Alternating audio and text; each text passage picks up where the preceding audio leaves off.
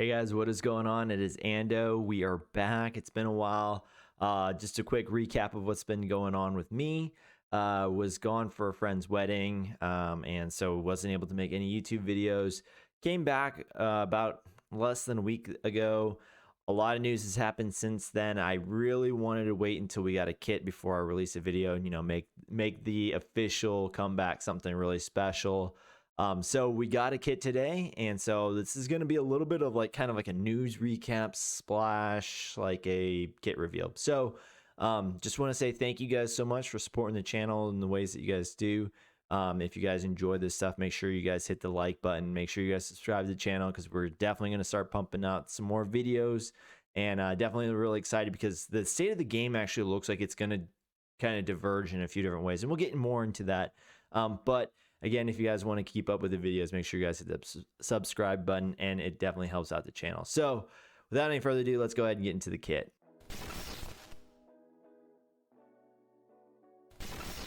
Okay, so the first thing that I really want to get into before we actually get into the kits is kind of like the news recap and stuff like that. Now, we talked a lot about kind of before I left what these omicrons were going to be, what they're going to do, and we kind of, guess that it's going to go into GAC, it's going to go into TW. Right now, that is the only two game modes. I would suspect that we're going to see some TB ones pop in there as well, but who knows? Maybe it's just GAC and, like the PvP modes. I think that's probably where the biggest drive is for them, but at the same time, some of those hard game modes like TB, and I could even potentially see raids where like especially like Crankcore kind of stuff. A lot of guilds are still trying to push for Crankcore level characters, Crankcore people, like to try to push past that hump, especially now that GLs are requiring R8s. So I could see that. I don't know, obviously, what I don't know, but let's just go and quickly read at what some of these are going to be. We obviously know about Bobas. We're about to find out about dashes once we get into the kit reveal, but this is Phasmas. So first order allies have plus 20% potency, gain advantage for 2 turns at the start of each encounter, and can't be critically hit while they have advantage. Sort of a little mini, that critically hit part reminds me a ton of SLKR, which is kind of nice. Whenever an ally attacks, they have a 20% chance to call a random ally to assist. This chance is triple if their attacking ally is first order, so you're always going to use her with first order, so it's basically 60% chance to call someone to assist. If that ally had advantage, they regain it for 2 turns. Now, again, the Omicron portion of it is, while in territory wars, additional 10% chance to call a random ally to assist. So now we're up to 70% chance to call someone to assist. Captain Phasma has 100 speed, right? And there are people that have, 300 speed characters. So we're looking at 400 speed Phasma. That's really, really fast. So yeah, whenever first order ally attacks out of turn, first order allies recover 5% health and protection. Now, the thing about that is it is a lot acting like a crew lead, right? So it kind of mimics that same protection regen that the crew was already giving. It just, it's conditional based on this case. Whenever first order ally gains advantage, they also gain 10% offense stacking for the rest of the battle, and it doesn't seem like that is limited at all. So it's just the longer that fight goes, the more damage they're going to do. Kind of interesting as well. And for the and all first order allies gain 7.5% turn meter. So gaining some turn meter, she gives turn meter. A lot of the first order characters, their control team, they either stun you, they kind of gain their own turn meter, right? So there's a lot of stuff going on here. This is just nice. Like in all honesty, I don't know if it's really going to affect guilds that are 380 million GP all that often. I don't think you're going to see Phasma walls become like the new meta, but it works as a good cleanup. It works as a, this is a good, good secondary lead for those guilds that, are the 150 million and then, they've got the one SLKR, right? Or whatever the case is, or there's, players are building towards that second SLKR team. This is just another team that's going to help you in TW. And again, with all the stuff that's in there, it's going to be tougher than, a lot of other teams. So very interesting one for TW. Now, along with this one, we also got Rose Tico. Now hers is Grand Arena. Basically the Zeta didn't change at all. So just Rose Tico has 10% offense for each exposed enemy. When another resistance ally scores a critical hit, Rose Tico gains 10% turn meter. While in Grand Arena, all other resistance allies also gain the 10% offense for each exposed ally or enemy. So that basically this part applies to all of her allies. And then they gain 5% turn meter whenever resistant ally scores a critical hit. So kind of like, I've seen some comparisons like, hey, bringing back a little bit of an OG Finn lead potentially, kind of giving back that turn meter that they kind of like, took away originally from OG Finn Zeta. I've seen some interesting things, with JTR, spoken about that. I don't know if like I said, I for me right now, if I'm being honest, I just don't see who she replaces out of some of these teams. But hey, like I said, hey, maybe that's enough. I don't know. Maybe it's enough to just have a few, have her be in a team. And again, if you're running short on characters, which a lot of early game players are, whenever they're placing defense, right? It might just be a nice little piece that you can add in there. Okay. So those are the Omicrons. Now the next update, they say they're going to kind of release these by twos. I'm guessing because they went with the first two on their list, I'm guessing the next two that we're going to get are going to be Rolo and Darcidius. I don't know though. Obviously I don't have a crystal ball, but that's just the next two on the list they gave us, and they kind of already did the first two. So maybe it's just coincidence, or maybe they're actually just going in order. But they say they're going to release, two at a time.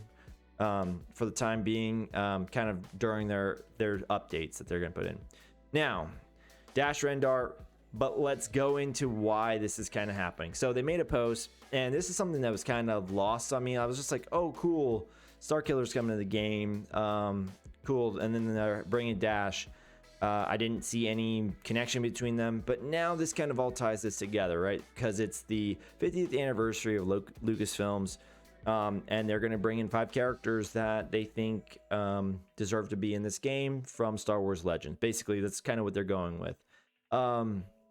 Big news in all of this, though, is that basically, hey, you need 4 units required for the event, which one of them is going to be Dash. And they need to be at least Relic 5 to enter the event. That, to me, is... I don't know how to say it.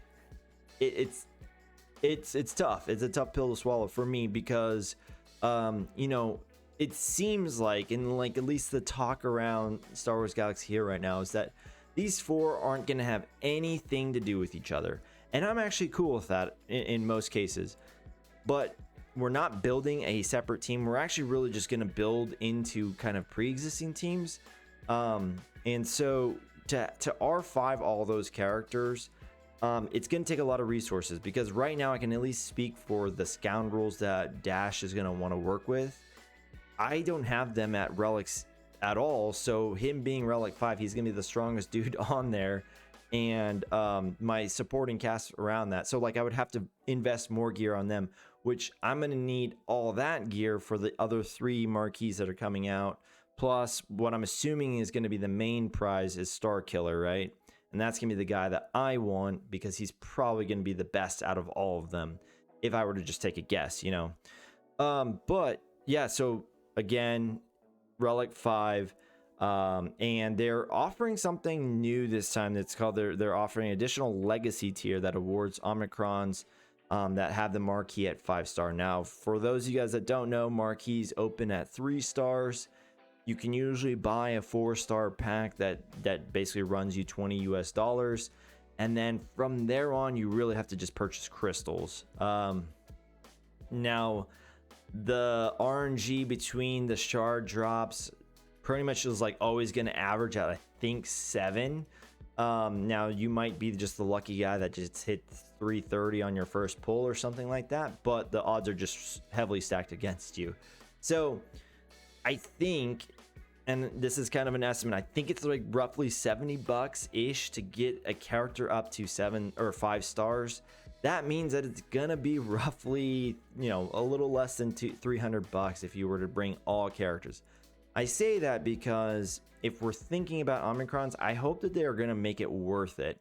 You know, I get it, they need to make money, but like, I'm not gonna drop that kind of, me personally, and I'm not trying to sway anyone here, I'm just airing my own thoughts. I'm not gonna drop that much money just so that way I can have 8 more omicrons just walking around, right? Like, I hope that they make it worth it. And you know, if it's like 10 or something like that, and now all of a sudden, you know, there's 40 total on the table, and like you can get 2 characters and their omicrons, then like now all of a sudden it kind of makes sense, or makes a little bit more sense, I guess. But I think each person is gonna have to draw that line, you know, where they'd say, oh yeah, that's worth it, and that's not worth it. Because some people, it could be like 1,000 and they would still say no. So, and that's, like I said, that's a personal choice, but I'm just letting you know what mine is and kind of my like thought. If it's like like I said, if it's like the mythic tier on like those assault battles where you get like 2 omegas, yeah, I'm just not gonna, like, I just don't see that's worth it.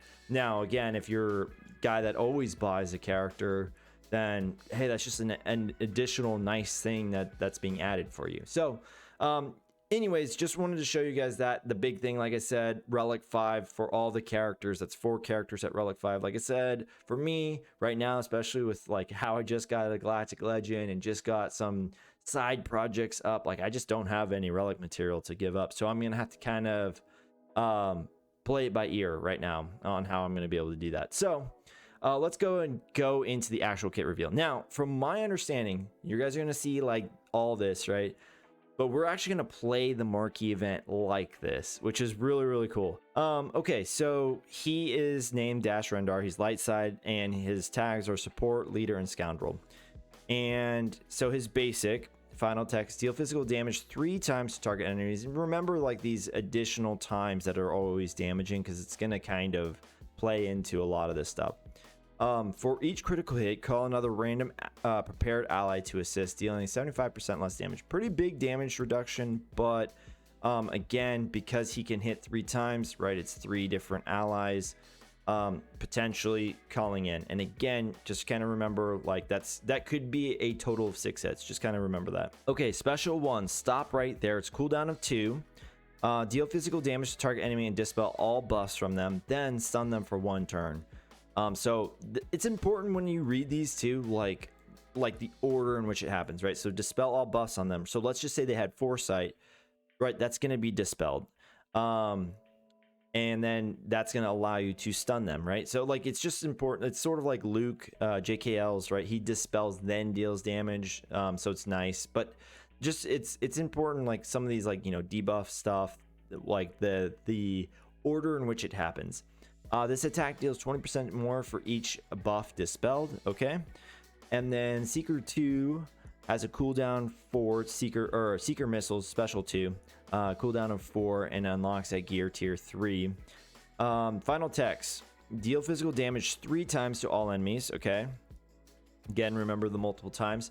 This instance of damage dispels stealth and dazes for 2 turns, right? So you're gonna get rid of all stealths and you're gonna daze for 2 turns.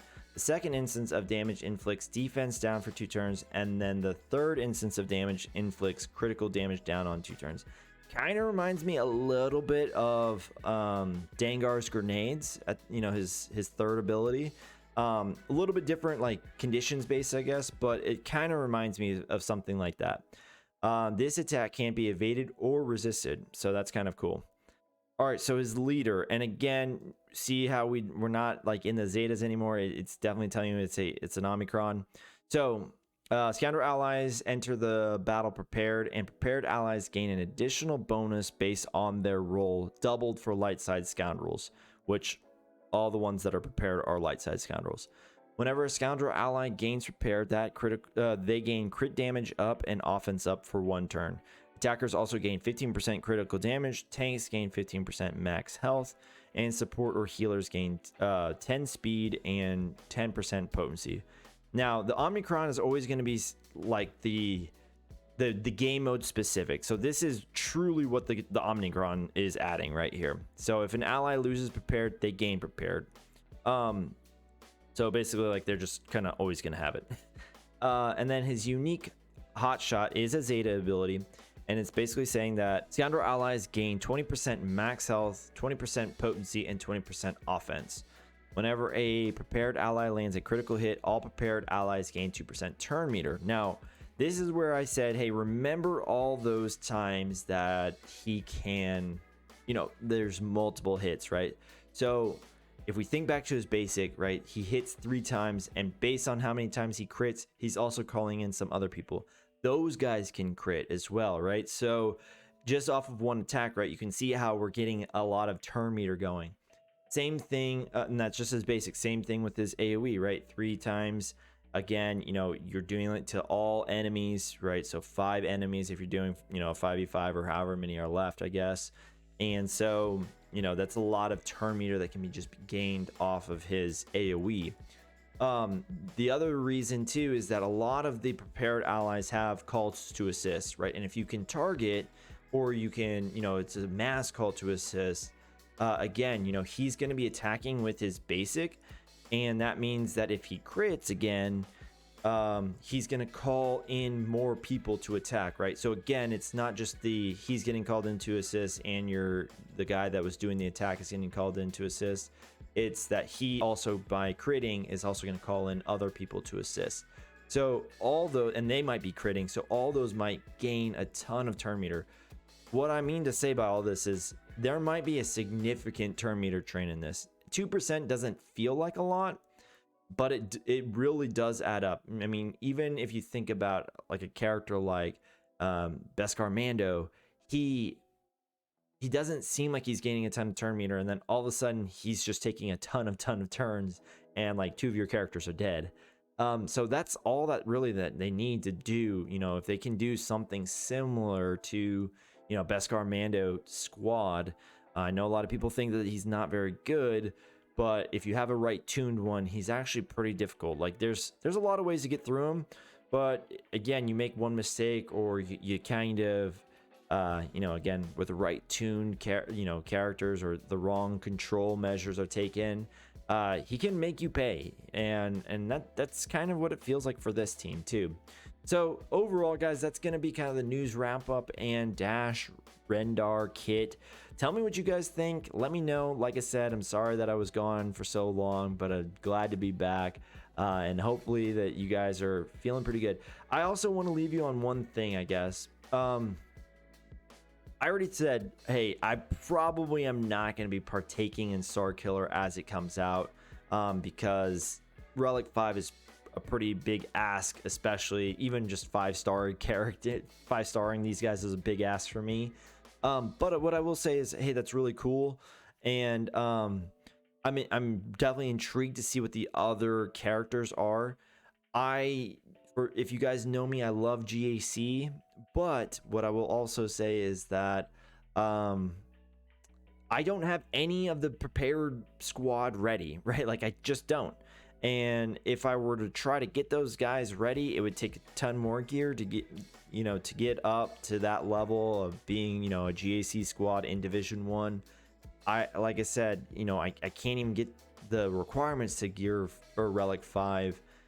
It very much less, kind of the guys like, young Lando, young Han, Kira. Those are kind of the characters that would hold me back from this. So for me right now, is I'm probably a little bit more on the reserve side of this. I'm not going to be able to get this, but what I will say about all this and all the omicrons, and why I'm kind of really excited for this, is that it's going to open this game up a little bit more. It's going to make competition, at least right now in the PvP sphere, feel a little bit more diverse. If you guys have watched my streams of late, I don't even do like really a roster review, because really they have the same stuff as me, and it comes down to, hey, who has the better mods.